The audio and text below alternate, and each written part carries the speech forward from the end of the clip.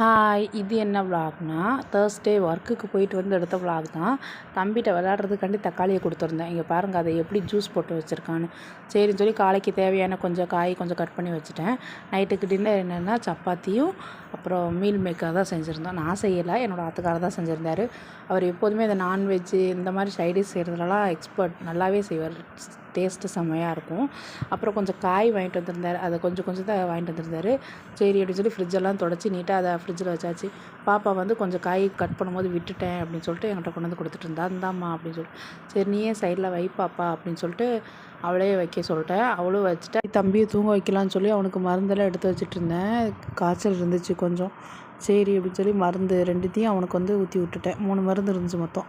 அந்த 3 மருந்தையும் அவனுக்கு கொடுத்தேன். ஃபஸ்ட்டுலாம் மருந்து குடிக்கவே மாட்டான், ரொம்ப அழுவான். இப்போ வந்து மருந்து கொடுத்தாலே அவனே சொல்லிவிட்டு அவனே குடிச்சிக்கிறான். சரி தூங்க வைக்கலாம் அப்படின்னு சொல்லி தொட்டிலில் போட்டு ஆட்டினா.